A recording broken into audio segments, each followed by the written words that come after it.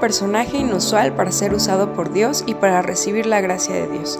Hay muchas razones en la vida para llorar, estresarse, deprimirse y tener ansiedad. Dolor, angustia, humillación, tal vez por problemas, enfermedad, maltrato físico o psicológico, que a veces se siente como que no se puede salir. Nos encontramos sucios, tirados en nuestra sangre, golpeados y desgarrados, en esclavitud. Pero ahí es donde el Señor llega y nos ve y nos levanta y nos dice: vive, sí, vive.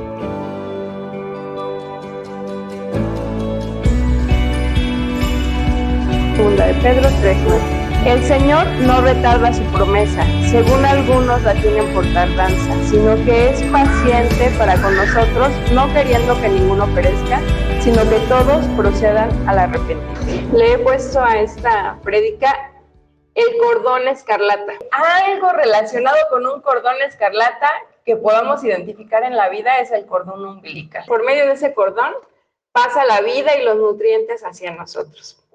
Así es. Cuando pensamos en hechos valerosos y dignos de pensar en la historia, nos imaginamos a Cristo como el mayor ejemplo que tenemos para ver. Pero también podemos llegar a pensar, por ejemplo, en los héroes de la historia de México. Pensamos en figuras así grandes que hicieron algo que llamó mucho la atención.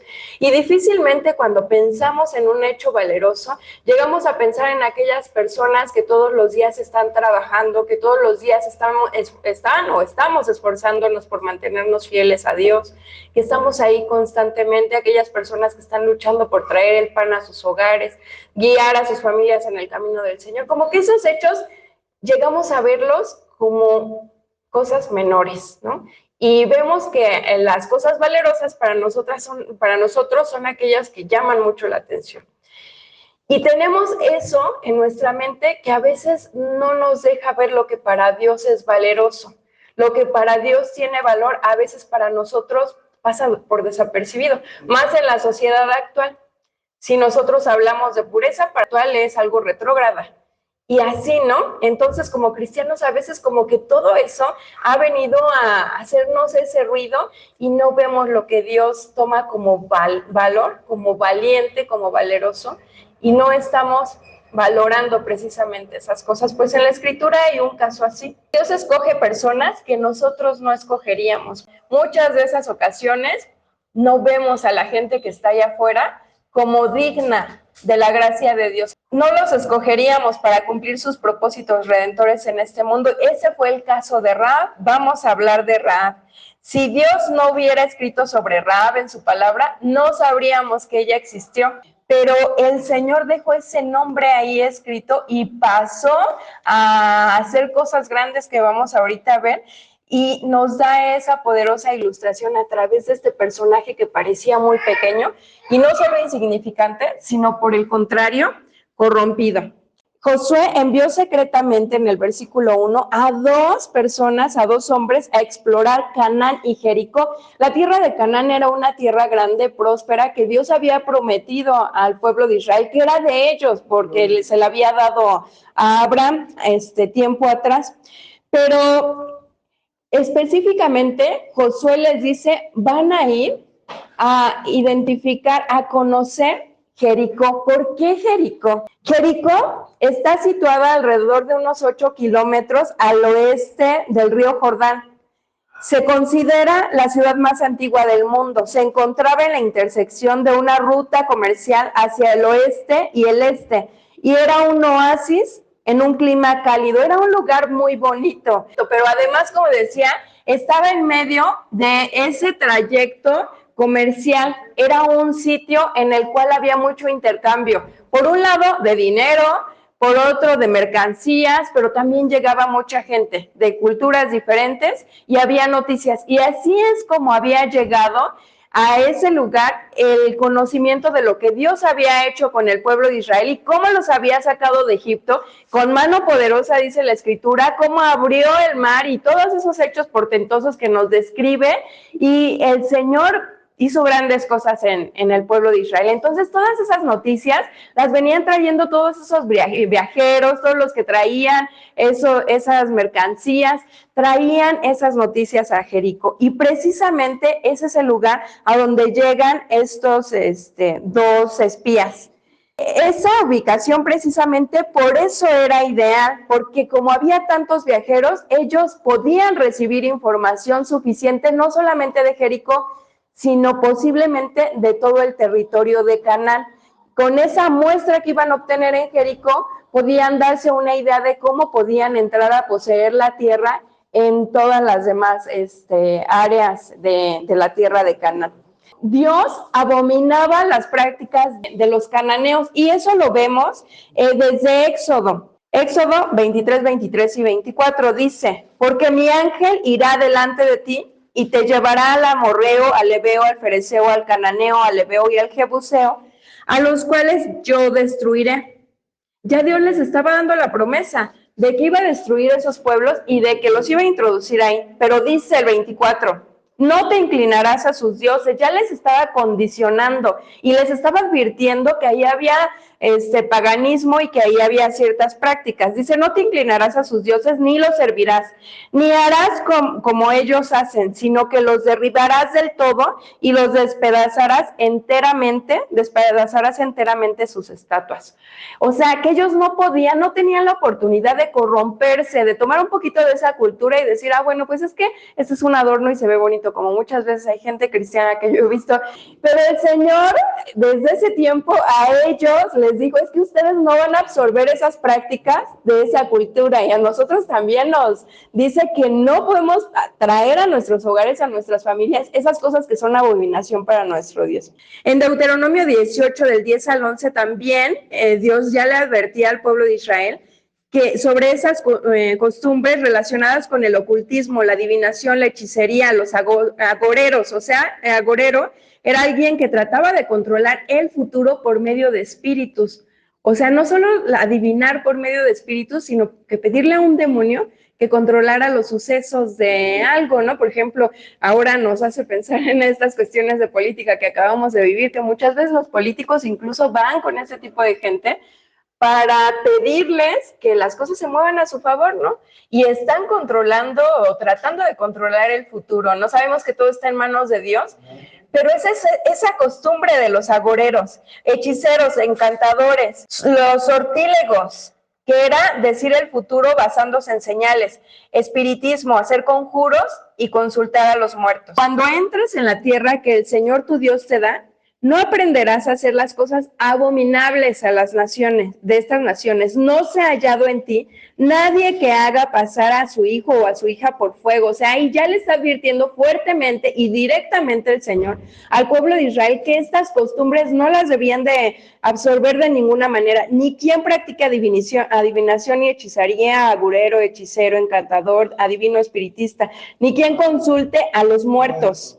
Porque cualquiera que hace estas cosas es abominable al Señor. Y por causa de estas abominaciones, el Señor tu Dios expulsará a estas naciones de delante de ti.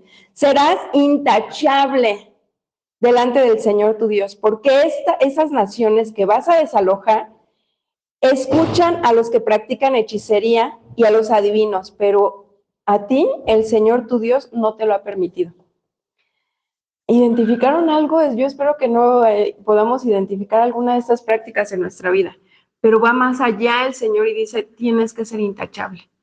Ya cuando escuchamos esa palabra de intachable, como que como cristianos decimos, yo no tengo prácticas de adivinación, ni de agoreros, ni de esto, ni de homosexuales, ni de tal, ¿no? Pero cuando dice, tienes que ser intachable, decimos, Señor, solamente por tu justicia es que puedo estar delante de tu presencia. Y es que es la realidad, porque solo por Jesucristo es que podemos pasar como santos, como justos, y gracias a nuestro Dios por esa obra redentora. Muchas de las cosas que acabo de mencionar, ¿a poco no suceden en nuestro tiempo? No pasamos a los niños por el fuego, pero el aborto es súper permitido. Si nosotros hablamos en contra del aborto, somos retrógradas, estamos mal, pero ya la sociedad actual ha abrazado todas esas costumbres y se las han apropiado de una manera tan fuerte que ya se normalizaron el homosexualismo. El Señor estaba ahí advirtiendo a su pueblo que no debían absorber todo esto. Entonces, ¿qué es lo que nos enseña esto? Esa paciencia que Dios tuvo, de que Dios tiene amor para nosotros y ese amor restaurador para nuestra vida y sacarnos del pecado, de la dificultad, de cualquier situación que nosotros estemos enfrentando, porque Dios siempre quiere hacer algo nuevo. Dios siempre hace algo nuevo en nuestra vida. Bueno, pues vamos a hablar de Rahab, ese personaje inusual para ser usado por Dios y recibir de la gracia de Dios. El Señor es experto en levantarnos y sacarnos de esa situación, a lo mejor de dificultad, de impureza, de pecado, y de hacer algo nuevo en nuestras vidas. Pues ya en Josué, en la segunda parte del versículo 1, dice, ellos entraron en casa de una ramera que se llamaba Rahab y se hospedaron ahí. Se hospedaron ahí en la casa de una ramera, nos dice que era Rahab. Pero le dieron aviso al rey, nos sigue diciendo, de Jericó, de que unos hombres israelitas llegaron a reconocer toda esa tierra. Y en el versículo 3 dice, entonces el rey de Jericó mandó a decir a Rahab que lo sacara porque habían llegado para reconocer la tierra. Y pues nos dice la escritura en este capítulo que Rahab era una prostituta. Era extranjera, o sea que era cananea, estamos viendo. Tenía una casa muy particular que no nos dice específicamente qué era la Biblia, pero o era un prostíbulo, o era un hotel, o era una taberna, pero no era algo muy bonito. Y los espías llegan a ese lugar, yo creo que guiados por el Espíritu Santo, porque en ese lugar iban a encontrar el apoyo de esta mujer para recibir, por un lado, la oportunidad de entrar realmente a reconocer la tierra y salvar sus vidas, y Dios tenía también un propósito redentor para la vida de Rahab y la vida de su familia. Toda la gente de los alrededores, tal vez de muchos otros pueblos, conocían la casa de Rahab, porque era famosa por la prostitución que se daba en ese lugar. No sabemos si había trata de personas en ese lugar, no sabemos qué clase de lugar era ese, pero de ese lugar Dios toma a esta mujer y la levanta y dice, yo tengo un propósito para ti.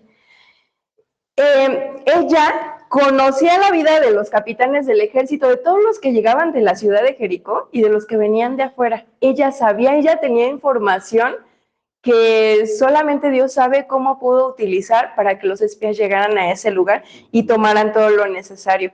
Su casa, además, estaba sobre la muralla y posiblemente estaba cerca de las puertas de la ciudad. En ella recibía a toda clase de visitantes. Las noticias iban y venían, así como los hombres. Sabía por los comerciantes locales y los viajeros, lo que les decía hace rato, todas las noticias del pueblo de Israel, todo lo que había sucedido.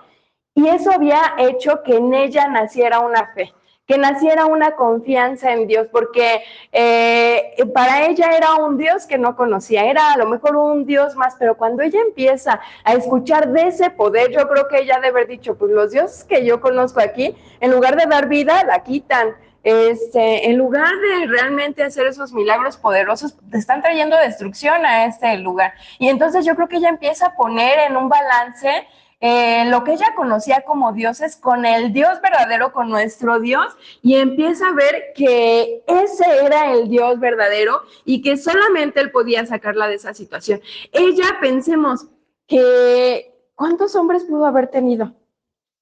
Ni idea, ¿no? ¿Qué tipo de cosas pudo haber enfrentado? ¿Había dolor en su corazón? Yo creo que sí. A lo mejor ella aparentaba estar muy bien porque era lo que ella tenía que hacer, verse bien, ser cordial con los que llegaban a lo mejor desde a tomarse una copa, como a los que llegaban a tomar sus servicios o los de las otras chicas que estaban ahí, pero ella tenía que verse bien, pero detrás de esa pantalla solamente Dios conocía ese corazón, que era un corazón destruido, que era una mujer humillada, que era una mujer que había sido pisoteada de muchas maneras, que no sabemos qué tipo de niñez tuvo, si a lo mejor desde su propia niñez ella ya estuvo enfrentando abusos sexuales, no sabemos el tipo de vida que ella tuvo y las heridas que traía dentro y todo ese dolor, resentimiento que ella estaba cargando. Y eso nos muestra cómo esas vidas destrozadas, muchas veces el pecado está provocando cada vez más daño. y más daño. Y a veces en lugar de levantarse la gente, caen más, ¿no? Y se sienten peor y caen más. Entonces, es como un ciclo, ¿no? Cuando la gente no llega al Señor, no logran salir de esa situación, por el contrario, están cayendo y están cayendo y están cayendo. Y lo que hay dentro es aún peor. Entonces, ella estaba en esa situación, en la que su vida estaba muy herida, muy lastimada, había sido menospreciada, denigrada, a lo mejor ella había escuchado palabras desgarradoras, había sido maltratada, abusada, no sabemos lo que había pasado, había mucho dolor y muchas razones tal vez para llorar, para estresarse, para tener ansiedad, no las enfermedades de nuestro siglo. Difícilmente alguno de nosotros no ha sentido frustración, dolor, desesperación, sufrimiento. Cuando hay un mal diagnóstico en nuestra vida, cuando estamos enfrentando un problema, cuando a lo mejor hay un hijo que está en el alcoholismo, en las drogas, todo eso provoca dolor, todo eso provoca frustración. Y aunque estemos en el camino del Señor, a veces hay algo ahí que está provocando esas heridas a nuestra vida. Y a veces llegamos incluso a sentir que no podemos salir de esa situación. Yo creo que Rahab se llegó a sentir así, que no podía salir de esa situación. Tal vez Rahab llegó a pensar, ¿cómo puedo hacerle para cambiar mi vida? Yo aunque quisiera, ¿qué hago? No sé hacer otra cosa. Si me quedo aquí, de todas maneras, pues me van a seguir tratando de la misma forma, ¿no? Yo creo que Rahab no encontraba la manera. ¿Se ha sentido así? Que está en un problema y que por más que le busca por aquí, por allá y que va y pide consejo y esto y el otro, no logra cambiar la situación. Y es que realmente hay cosas que si no es Dios el que interviene y saca nuestra vida de esa situación, no podemos salir adelante de otra manera. Solamente es por la bendición de nuestro Señor que podemos salir, y no se trata de ser hombre o mujer, porque todos enfrentamos, los hombres de una manera y las mujeres de otra manera, pero todos enfrentamos por falta de trabajo, por la economía, por tantas cosas que en la actualidad estamos viviendo de una y de otra manera, que solamente el Señor es el que nos puede dar la victoria de todo eso. Y a veces nos sentimos ahí en el piso, derribados, frustrados, adoloridos, y ni siquiera queremos decírselo a los demás. A veces lo traemos aquí, guardado, y decimos, Señor, pues tú lo conoces y tú me has de ayudar, y qué bueno que dependamos del Señor, pero a veces nos cerramos y guardamos ese dolor para evitar, porque ese dolor a veces llega a provocar como una mutilación dentro de nosotros. Yo creo que así se sentía Rahab. Nos dice el profeta Ezequiel en el 16:6 que a veces estamos sucios, tirados en nuestra sangre, golpeados y degradados, en esclavitud, así como el pueblo de Israel cuando Dios los sacó de Egipto. Y viene nuestro Dios y nos levanta. Y dice este versículo hermoso: y yo pasé junto a ti, y te vi sucia en tus sangres. Y cuando estabas en tus sangres te dije, vive.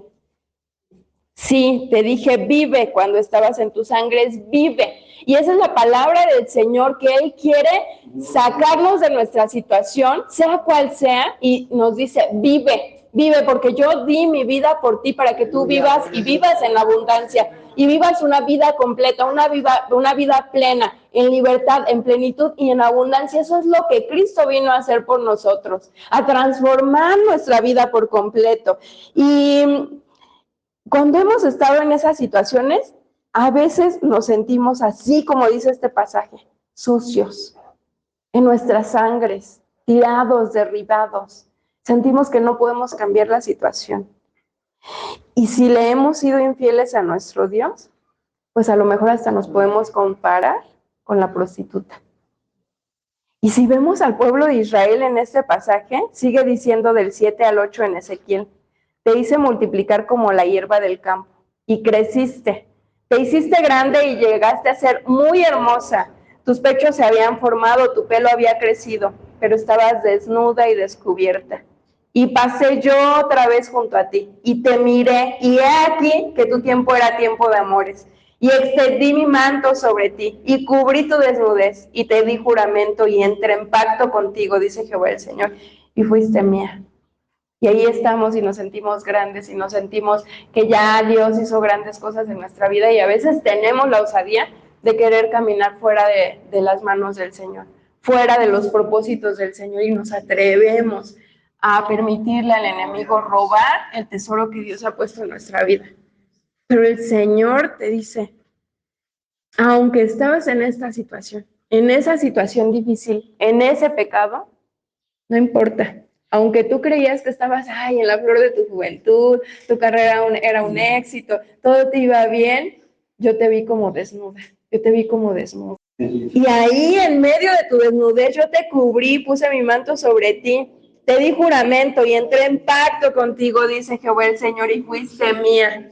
Ese pacto eterno, desde ahí nos empieza a hablar el Señor sobre ese pacto eterno por medio de Jesucristo, ese pacto que ya no era por medio de nuestras obras, ese pacto de cumplir o no cumplir los mandamientos del Señor, sino que ya era un regalo, ya era esa redención. Muchas veces, a pesar de conocer a Dios, le fallamos y cometemos estas cosas desagradables. ¿Cuáles? Solamente ustedes saben cuáles. Solamente cada uno de nosotros sabemos qué cosas vergonzosas hemos hecho delante de nuestro Dios, porque nos podemos ver bien y pasar como santos, pero solamente delante del Señor sabemos lo que hay en nuestra vida.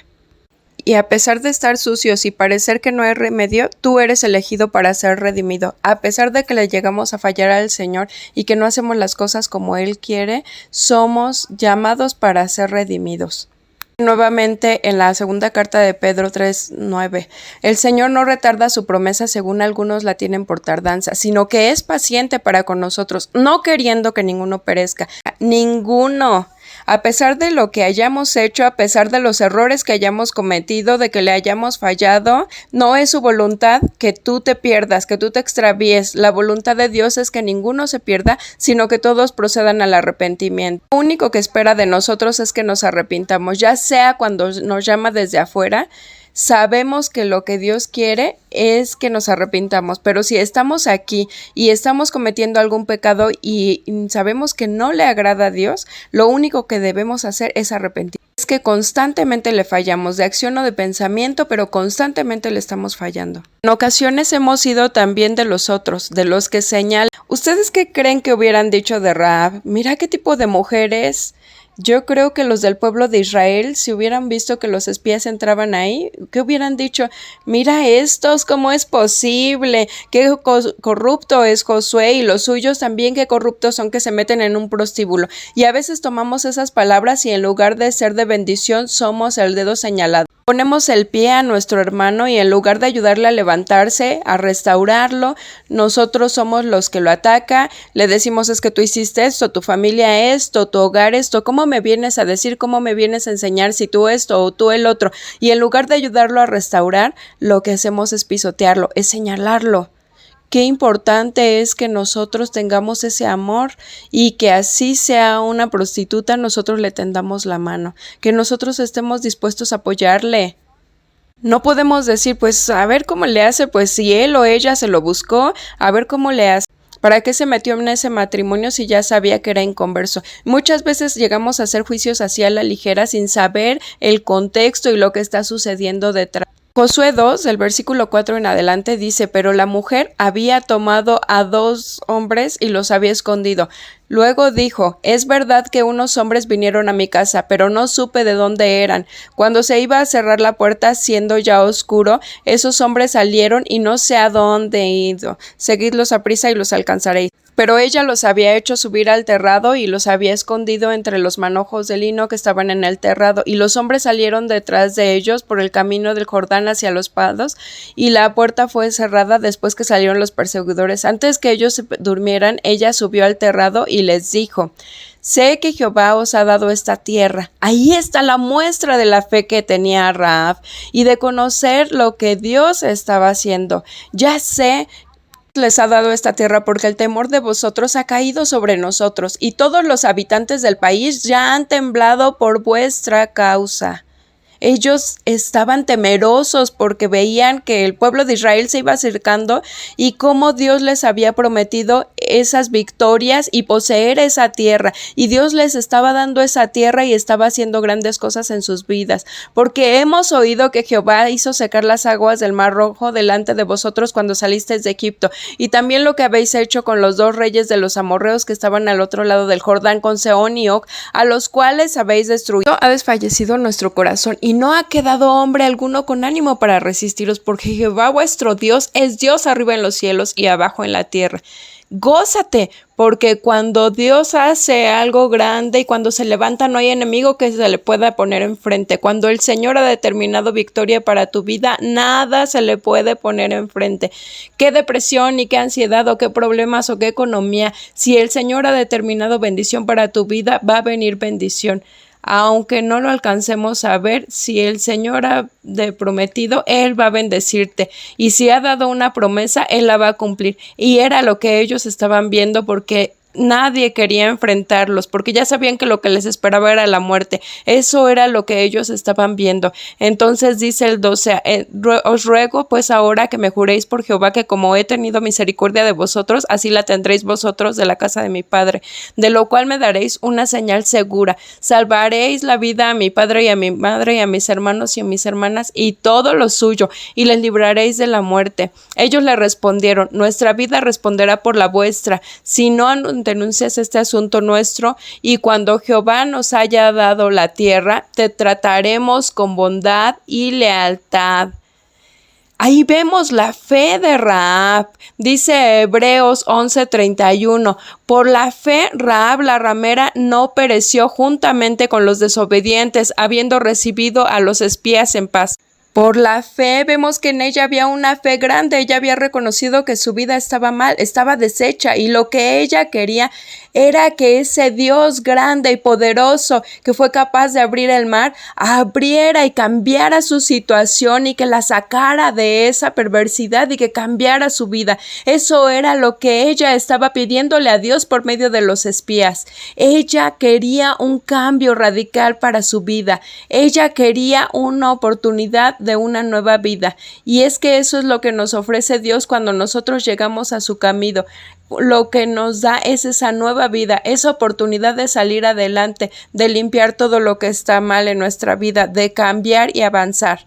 Nada de lo que ella vivía la detuvo, porque ella pudo haberse detenido y decir, pero pues si yo soy de lo peor, ¿cómo me atrevo a pensar que voy a vivir con el pueblo de Israel si ellos tienen un Dios poderoso, si son un pueblo santo? ¿Cómo voy a salir de esta situación? Esto es lo que a mí me toca, así me tocó vivir. Ojalá que ninguno de los que me esté escuchando se esté aferrando a tener algo oculto, un pecado, porque a veces nos aferramos a hábitos, a costumbres, pensamientos y hacemos cosas desagradables a Dios. Es importante que nos alejemos de esas situaciones. No estoy hablando de ser legalistas, sino de vivir en santidad, de vivir de una manera agradable a nuestro Dios y de no dejar entrar cosas a nuestra vida o a nuestros hogares, porque cuando nos viene una situación, un problema, ya eso está bien metido en nuestra mente y en nuestra familia, y es necesario que cambiemos, porque a veces nuestra vida y nuestra familia van abrazando cosas de la cultura,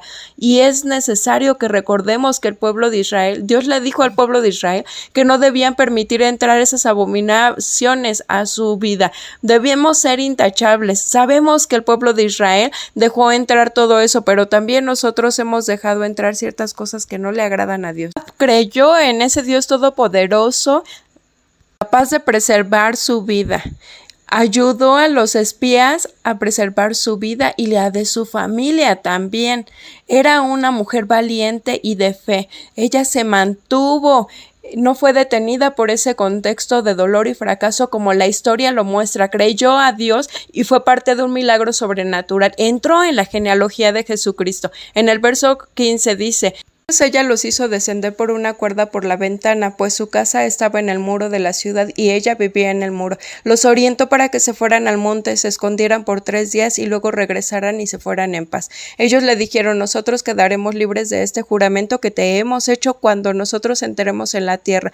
Tú atarás este cordón a la ventana, por lo cual por donde nos descolgaste, y reunirás en tu casa a tu padre, a tu madre, a tus hermanos, a toda la familia. historia. Cualquiera que salga de estas puertas, su sangre caerá sobre su cabeza.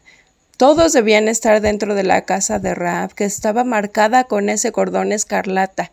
Como vemos, le dieron varias condiciones, pero una de ellas era que ella tenía que atar ese cordón de grana, y por eso desde el inicio mencionamos el cordón escarlata, porque lo que nos muestra es la redención, es el hilo conductor de la redención que Dios va poniendo desde Génesis. Nosotros lo vemos desde el huerto del Edén, cuando Dios llega a confrontar a Adán y a Eva y les dice que sí cayeron en pecado, pero que desde ahí Él tenía un propósito grande de que Eva iba a tener un hijo por el cual ese hijo iba a pisotear la cabeza de la serpiente, y